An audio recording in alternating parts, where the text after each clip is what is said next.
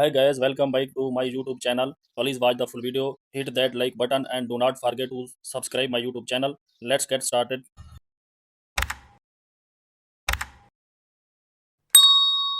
Open the pixel app, select the photo button, go to the gallery, select a photo, adjust the photo, remove the background, select the erase color, enable button on.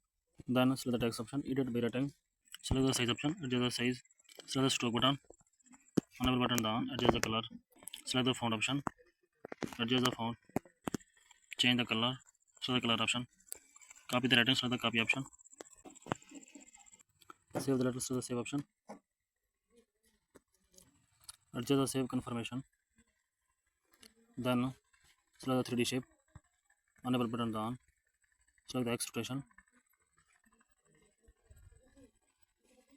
change the background, select the color option, adjust the color.